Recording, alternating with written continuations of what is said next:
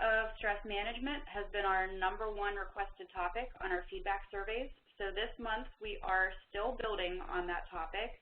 Today we will be talking about time management and your work-life balance. Today we will specifically talk about the basics of time management, help you assess how you're currently spending your time, discuss ways that you can better manage it, and then learn the importance of maintaining that work-life balance. So make sure you grab a pen and pencil because I'm going to ask you to write some things down for the next couple slides. Okay, here we're looking at your values. What is most important to you? So I want you to grab that pencil and write 5 things that you value most. I'll give you just a couple of seconds to do that.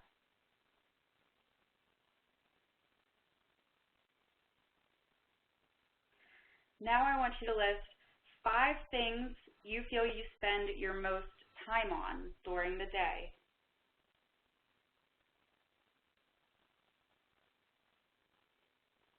And one more. On a scale of 1 to 10, with 1 being not at all and 10 being completely satisfied, how would you rate your level of satisfaction on how you are using your time? So your current activities are not necessarily wrong if they aren't in line with your values. You just need some adjusting to make this work for you rather than against you and bring your values in line with what you spend your most time on. So the first step is to know, how are you spending your time? Knowing what you spend your time on will help you know what is and isn't in line with your values and goals. And then as a side note, whenever we talk about making changes or setting goals, we start with a self-assessment. So you know where you're starting and then what needs to change. So we have to know your baseline. So an easy way to understand your present use of time is to map it out on a chart like this one. You can make your own after the presentation by listing your activities in one column and then keep track of how much time is spent on each one throughout the week. So you can see what your baseline is.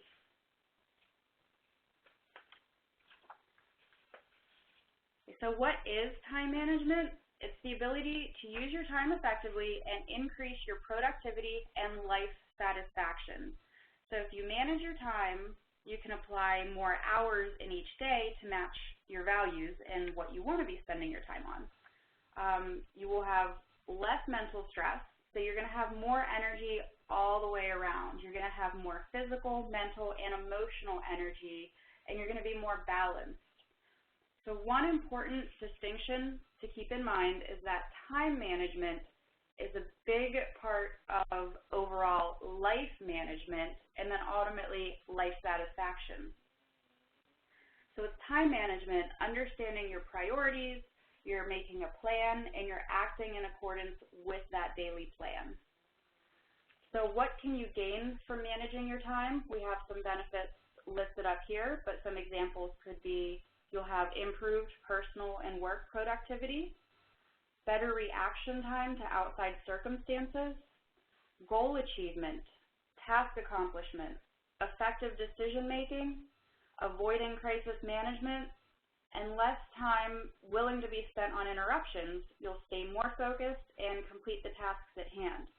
There's also some emotional benefits. You'll feel less stress, less anxiety, less feeling overwhelmed, and you have a greater feeling of satisfaction when you can complete your tasks and then dedicate more time to the things that you want to be spending time on. What are some results of poor time management? I have some examples here. You might be missing deadlines. You might be feeling overwhelmed or overly fatigued. You might be spending time on non-productive activities. You don't have enough time to spend with family or friends or those relationships that you value most. You might not have enough time to do the things you enjoy. You might feel distracted from the important things, and you're going to face your day without any goals or plans. So now I gave you some examples here. Try to think about what are some personal experiences you have as a result of poor time management. What went wrong? And then on the flip side, think about what would your life be like if you had better time management? So what are some personal benefits you may experience if you were using your time more effectively? This is tapping into your motivations, again, reminding you of why you need to change.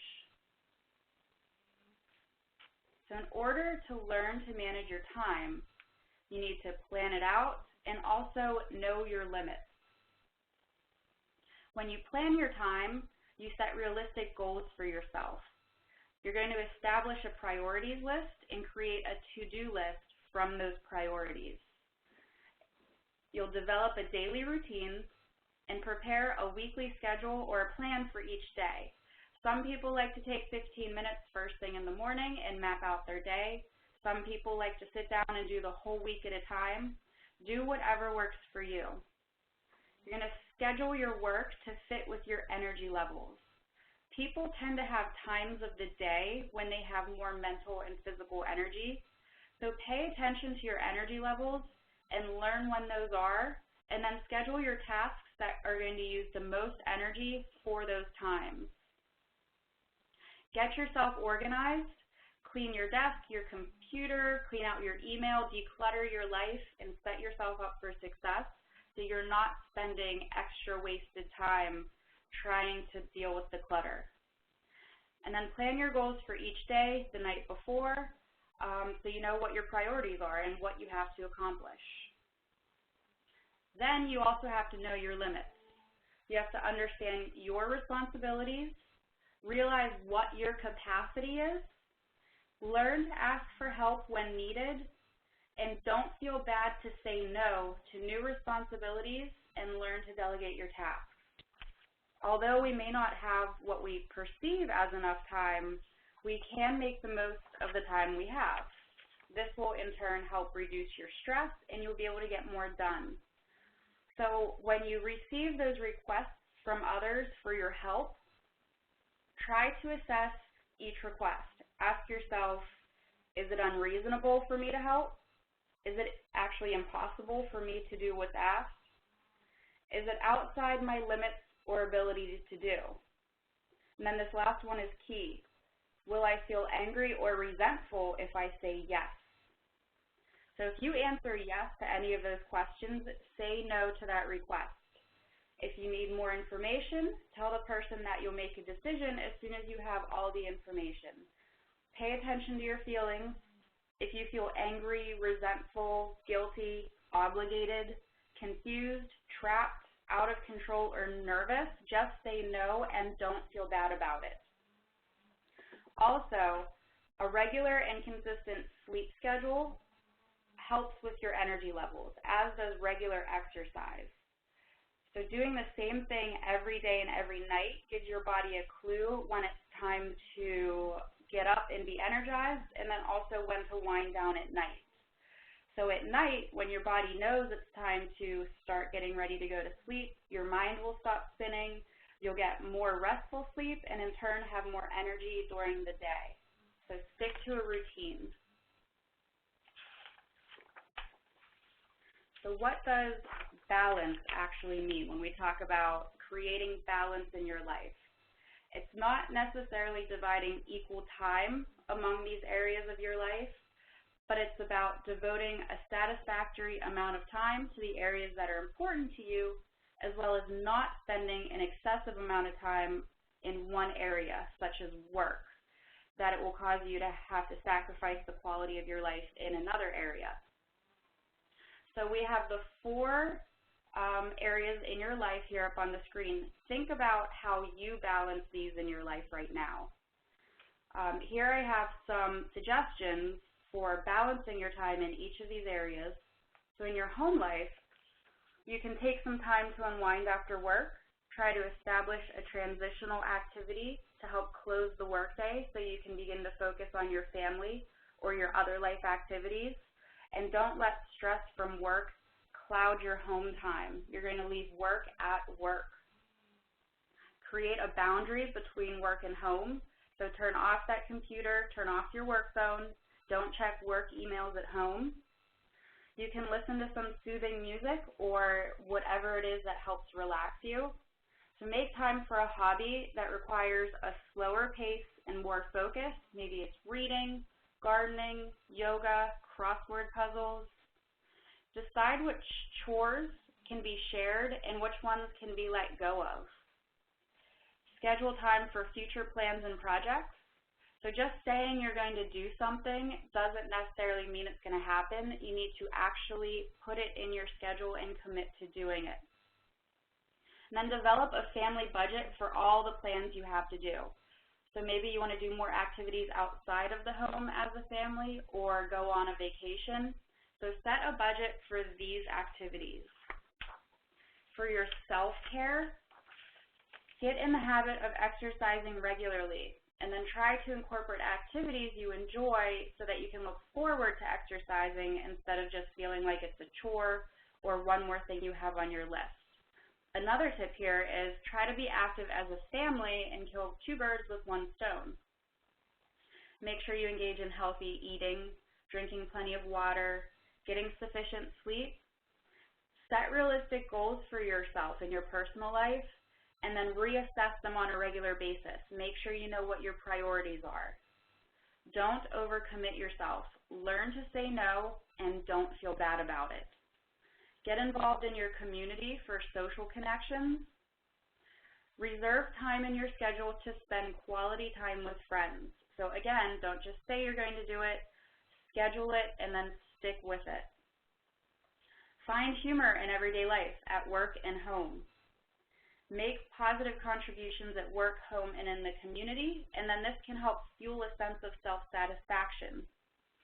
Be realistic about expectations for yourself and others, and also be kind to yourself. Let yourself off the hook.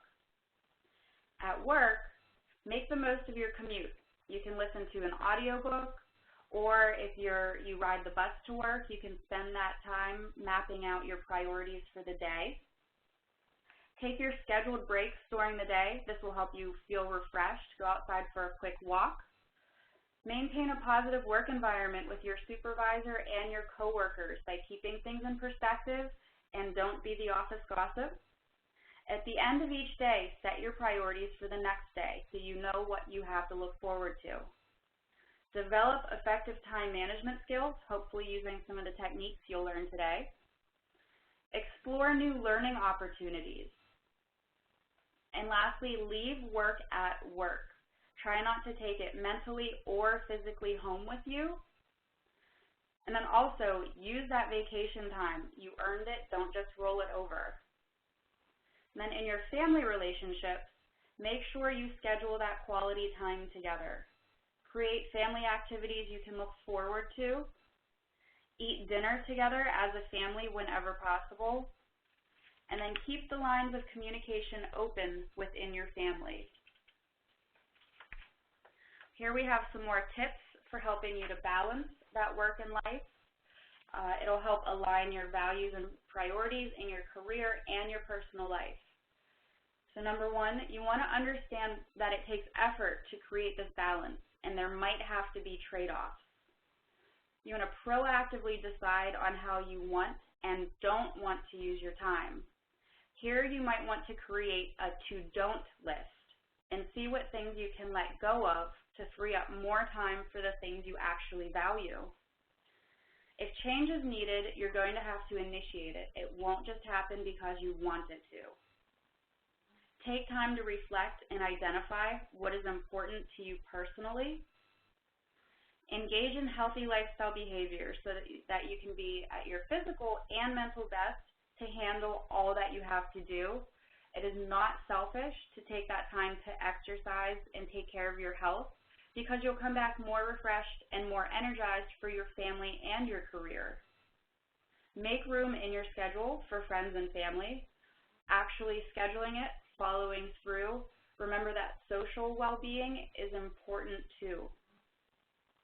And number 7, consider challenging items and activities that you currently do and see if they still serve a purpose to you. Maybe that's something you can add to that to-don't list to free up more time. Balance is key for life satisfaction. You want to make time for the things which you value.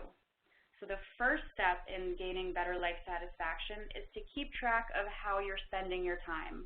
So I gave you an example of one way you can do this earlier in the presentation by making that chart and actually plotting it out.